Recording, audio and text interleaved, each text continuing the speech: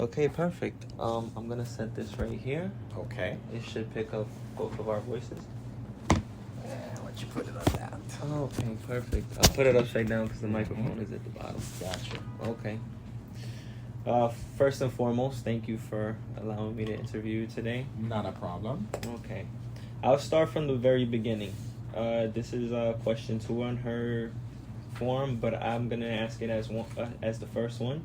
What was the founding vision of the West Indian American Day Carnival Association when it was established? Well, the West Indian American Carnival Day Association was established in 1967. Yes, I saw that. On Right. the website. However, the carnival in New York was founded back in the 1920s, and that was done up in Harlem. With Miss Jessie Waddell. Yes. Right. And traditionally, Carnival in Trinidad, which is the originator of carnivals, celebrated, it was founded in Trinidad. It dealt with the early months of the year. So Carnival in Trinidad is in February, traditionally has always been in February. And when Miss Waddell came to the States and tried to institute the same thing up in Harlem in the 20s, in the 1920s, you couldn't celebrate outdoors like you would in Trinidad here because of the cold, inclement weather, the snow, and what have you. So they had them indoors at places like the Savoy, places like the Cotton Club, places like that up in Harlem. And at some point in time, the permit to perform the parade was revoked by the city in like the late 30s, early 40s. And then it stayed dormant for a while. And then in the 1960s, our founder, his name was Carlos Lozama, he and Miss Waddell went back and got a new permit to run the carnival. And this time the carnival was run in the month of September when it's cooler outside, not as hot in the summertime and not as cold in the wintertime. So ever since 1967, the parade has been in Brooklyn on Eastern Parkway in Brooklyn. Interesting. Well, thank you. You kind of okay, you covered every part of that question. Thank you. Second, you told me about the founding members. Was it just Miss Waddell in 1920, or did she have any key figures surrounding her? I am not certain who the other key figures were, but she was clearly the point person. And in 1967, the point person for Brooklyn was Carlos Lozama. Okay, thank you. Moving on to the next question. In your view, what have been the most transformative moments in the history of the West Indian Day Carnival in Brooklyn? I think the transformative moments definitely has got to be political in nature. Although the organization is a 501c3 not-for-profit, most politicians look at the Labor Day parade, the Caribbean Carnival parade, as their opportunity to showcase themselves to the rest of the state of New York, the rest of the country, because due to the volume of either performers or revelers or spectators, everybody wants to be a part of it. And it's usually heavily covered by media. So we've had presidential candidates, U.S. senators, U.S. House of Representative members, the governor, the mayor, assembly people, congress people, state senators. Anybody who is worth his or her salt wants to be a part of the Caribbean parade. And the Caribbean community in particular tend to be one of the most fastidious members of our society. We are the lawyers, the doctors, the accountants, the butchers, the gardeners, the babysitters. We run up and down the gamut of professions in the United States. So when you hire a Caribbean person, you tend to get a more eager more conscientious employee. And the politician understands that. And most of the people who end up being property owners in the African American community tend to have Caribbean ancestry, because we are taught from a very early age that you should be a property owner. Be a property owner. So I think they understand that, they being the politicians, and they want to be a part of that parade, and they obviously also want our votes, because we go out and vote. We become citizens of this country and we vote, and our children grow up understanding what it is to be of Caribbean ancestry, and they go out and vote as well. Thank you. How has the WIDACA? WIDACA. You know, oh my God, you know what it is? You know what it is? WIDACA. You know what it is? Yeah. Before this interview, I spent maybe the past 30 minutes over there. And then now you come here and you explain it to me. WIDACA. Right. And it's like now my brain has to reconfigure. Not a problem. Take your time reconfiguring. Let me rephrase. How has the WIDACA navigated the challenges of maintaining cultural authenticity while adapting to the changing social, political, and economic landscape of New York City? Okay. New York City, as my favorite mayor, the late Mayor Dinkins, our first African-American mayor, he coined the phrase, the gorgeous mosaic. And by gorgeous mosaic, he referred to all the different cultures coming together and forming this tapestry, or this fabric that we have that we call New York. When people leave their home of origin and they come here, they are forced to live with and work with and interact with many different ethnic groups, many different cultures. And as a result of that, and it's a good way, it sort of changes a little each individual's culture. Because all of a sudden you are now tasting Caribbean food, Italian food, Dominican food, Haitian food, English food, all at the same time, when in your homeland you may not be able to do that. Yes. You get to hear all the different accents. You get to be exposed to the different cultural norms and mores. You get to listen to the music. You get to interact with the people on a personal level. And that in turn changes you, not for the worse, but for the better, because you become more worldly. So, the carnival was started as an extraction or an import from Trinidad and Tobago. But in New York, we couldn't be the Trinidad Carnival Association, because then that would exclude all the other ethnic groups, all the other islands. Yeah. So we had to be the West Indian American Carnival Association. And by using the word West Indian, that encompasses all the islands. So then our carnival here in New York differs somewhat from the carnival in Trinidad and Tobago, because our carnival includes everybody. While in Trinidad, it's a Trinidadian event, which is fine because you are in Trinidad. But here in New York, we have bands from Trinidad, from Jamaica, from Haiti, from Dominican Republic, from Grenada, from St. Vincent, from Antigua, and on and on and on. And every island does it, and the it I'm referring to is celebration of Carnival, just a little differently. Just like how they cook a little differently. But in general, it's the same, but it has a different nuance, a different cadence to it. And we take all of that and put it together and produce one spectacular show. It's one big family. Indeed. I like that concept. Is that one of the things that you're most proud of, being a part of this organization? I would have to say yes. That is one of the things I'm most proud of, because I get to see it from the inside as opposed to looking in from the outside. as I did prior to becoming a part of the organization, because, you know, being on the inside and understanding the internal workings of an organization and the considerations that have to be made and the things that you have to weigh to make a decision that is fair and equitable across the board, it gives you a different appreciation. So that's one of the things that I'm very proud of and happy to be a part of.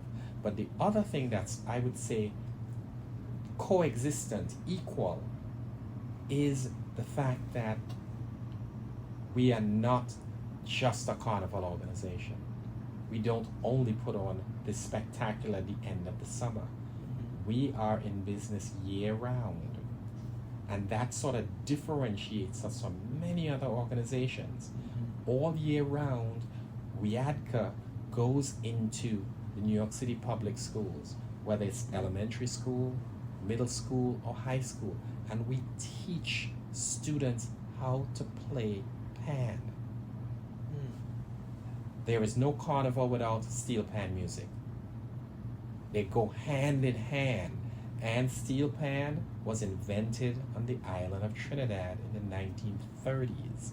So the instrument is not even 100 years old yet. But it's the only musical instrument that has been invented in the 20th century. All the others is in the 16th century, the 14th century, the 16th, the 17th, the 18th, the 19th, like the piano, the guitar, and on and on. They were all invented 2, 3, 4, 500 years ago. The steel pan, not even 100 yet. And it has risen to the height where it's now celebrated around the world. You could hear steel pan music. It's not just in the Caribbean anymore. It was invented in Trinidad and it spread across all of the Caribbean, but it's all over the world. People today are playing steel pan music in places as far away as Japan, in China, in Dubai, in Switzerland, in England, in Canada, in Germany. That's a powerful thing. And it was invented by people of African ancestry. And the steel drum, was invented from a discarded oil drum. That's what a steel pan is. A discarded oil drum that used to contain hundreds of gallons of oil. And when they finished with it, they would discard it, and the former slaves saw it as an opportunity to get some type of percussion instrument, and it evolved into an instrument today that you could play classical music on. You could play Beethoven on a steel pan, soca music, R&B music, popular music, any kind of music you could play on the steel drum. And it was invented by former slaves from something that was discarded. That's truly amazing. Yeah, the creativity, the level of creativity is amazing.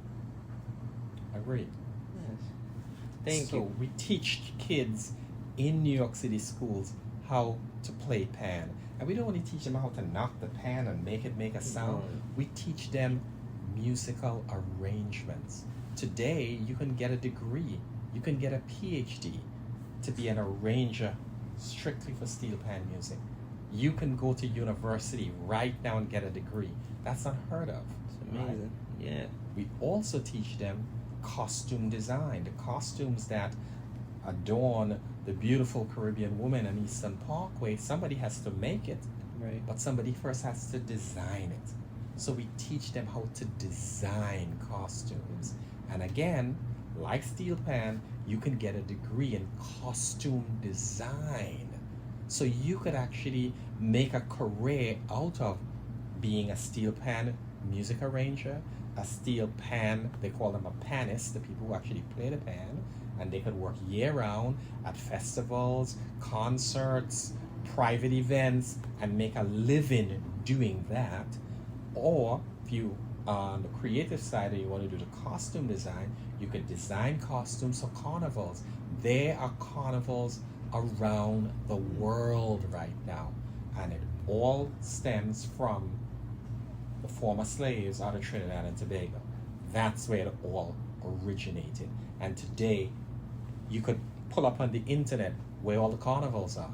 And from January through December, there's a carnival somewhere in the world, and Trinidadians are spearheading it because they hire all of the soca artists to come perform because they want the authenticity of the Caribbean. They want that authenticity. They want the jubilation. They want the costumes. They want the revelry. And there's no way they can do that themselves because that's not their culture. But they import it. So now Trinidadians and other Caribbeans have careers year round, not just at carnival time in Trinidad and Tobago. And that is truly amazing. And that I'm very proud of, that WIDACA played a role in that transformation. Thank you. It's a good question. Because it seems like you're very involved with the younger generations. You mentioned you're in high school, middle school, elementary. Do you have any programs outside of school for younger generations, or is it just in the school system? No, it's in the school system, and the school system is a perfect, I would say, proving ground where they are already in school, and we are providing this as an adjunct to their school education. And it also it creates like a succession. It guarantees WIDACA that our carnival will never die, because those kids that we teach how to play pan and we teach costume design, they become adults and enter the mainstream of the bands that appear on Eastern Parkway for Carnival. So we're guaranteeing our survival by making sure we get them from an early age in school. And a lot of them weren't even born in the Caribbean. They were born here. Their parents are Caribbean, but they're born here and they're keeping the culture alive. They're carrying it on. And that's what guarantees the future of our organization and of our carnival. Speaking of, staying on the topic of the carnival, what can people attending expect for the Labor Day 2025 carnival? Okay. You kind of spoke about it a little bit here and there, but what is... Sure. This year, the theme of Carnival is Viva la Carnival. And, you know, Viva means life, right? Yeah. To live. Yeah. And I think that theme embodies everything that you're going to see this year on Labor Day, in terms of the color, in terms of the separation of colors, in terms of the hues that are used, you know, would be more akin to what you see in nature, what's alive, the revelry, even some of the soca songs that are going to be playing and blaring on those loudspeakers, as well as the steel pan music that's going to be played, is all going to tie into that theme of Viva la Carnival. I think for people who have not experienced Carnival in New York, this is your unique opportunity to be part of it. And for those of you who have experienced it but haven't been out there in a while, this is the time to come and be a part of something that is revolutionary. Now, Carnival is somewhat of to me, it's a revolution, right? Because the former African slaves, you know, when they were free in their homelands in Africa, they would have street festivals. They would have these expressions of culture, of cultural significance. And then when they were brought to the islands as slaves, the slave masters prohibited them from having these festivals. And interestingly though, the French in particular would have these masquerade balls. And that's where the word mass comes from. It's just a shortened version of masquerade. So when you say you play mass, it means you put on a costume and you parade in the streets. Now, these masquerade balls that the French would have was strictly for the white elite. The slaves were not permitted to have these expressions. And after slavery was abolished in 1833, then the Africans, the now former slaves, were free to have parades, to have not masquerade balls, they didn't have that, but they had the street parades. And they took on a lot of the costumes, a lot of the characters that their former slaveholders would adorn themselves with. And they exaggerated some of them, and they mimicked some of them. And in turn, they were making fun of their former slave owners with the costumes that they would adorn. So when you play mass, when you look and enjoy mass, what you're actually doing is celebrating the freedom of a people, celebrating the revolution of a people who was once enslaved and now are free to be themselves and throw caution to the wind for a day or two and just enjoy the spectacle of what Carnival is all about. How long have you been president? This is my first year. I was elected in June of 2024, so this is my first full year as being president. Ooh, that's okay. So with that in mind, what has been the biggest challenge that you faced? Because it sounds like a very intricate event. So to plan an event like this, so are there any challenges that come across? Oh, absolutely. First of all, no one person could do this. Right. You have to have a team, Yes. and then teams of people in different committees that are formed to run this mammoth event. Like, think of it this way. We have events that start the Thursday before the carnival, which is on the Monday, Labor Day. A full-blown concert behind the Brooklyn Museum. Over 6,500 people attend this concert. This is a concert that is going to feature dancehall and reggae music, which is loved the world over. So think about getting all those artists here, planning the show, all of the permits that's involved in putting that together, and all of the logistics in putting it together, because everything is held in the parking lot behind the Brooklyn Museum, just an empty parking lot. And when you walk in on the night of the show, it's fully outfitted with a stage, with bathrooms, with VIPs, with music, with everything. We turn it into a concert hall in the space of 24 hours. 24 hours? Yeah, we turn it around in about 24 hours, because prior to that, it's a parking lot. It's a garage. Right. That's just asphalt. We turn that into a concert hall within 24 hours. That's what we do. It's truly an amazing transformation. And we do that Friday night, major soca concert with some of the top artists in the field of soca right now. We have a band known as Kes. If you know anything about soca music, Kes is at the top of his game. Kes, Kes. Putting that in the notes. Right. We also have Bungie Garland, another soca artist, top of his game. That show sold out already. Completely sold out. And all of the same logistical things that I discussed, we have to have in place for that Friday night show. Then we have Saturday night. That's when the Steel Pans in New York compete for a big purse, for over $100,000+. We are first, second, third place. The best, if you like steel pan music, you have to be a part of this event, because you get to see bands perform at the top of their game. Top of their game. Again, sold out, full house, 6,500. That's the capacity behind the museum. We plan it, the bands come in, it's just truly, truly amazing. Sunday, we have a soca brunch that starts around 3 and it goes until midnight.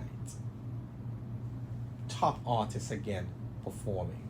So we have back to back to back to back events.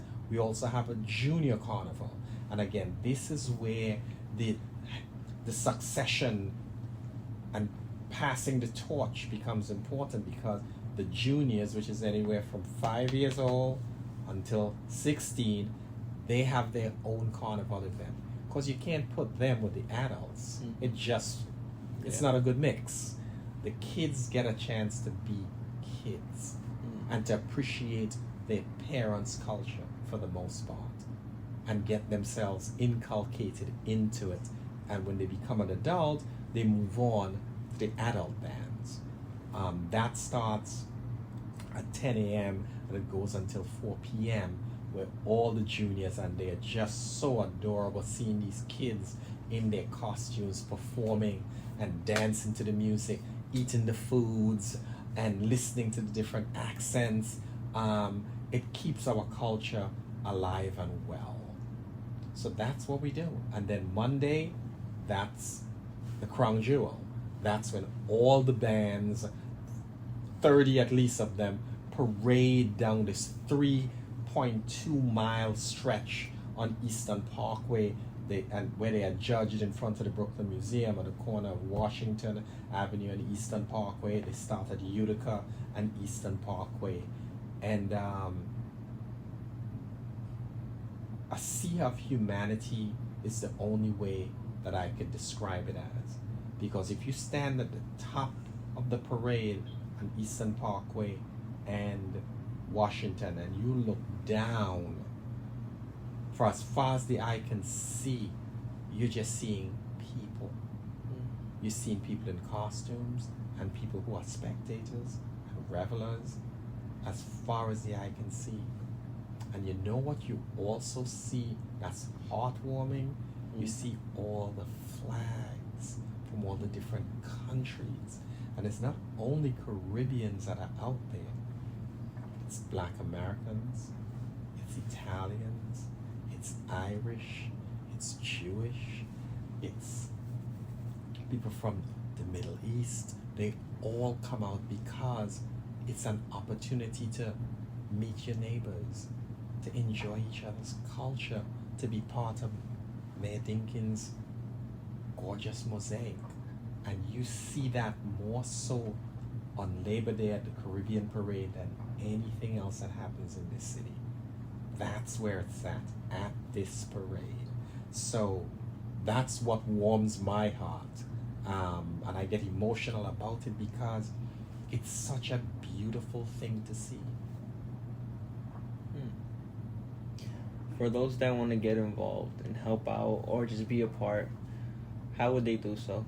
They can go to our website, WIDACAcarnival.org, and click on any link that they want to learn more about our organization, they want to volunteer, they want, we still have spaces for people who want to be vendors. If you want to be a vendor, you're guaranteed you're going to sell out on that day. Guaranteed. With 3.5 million people, everything you put out, you will sell.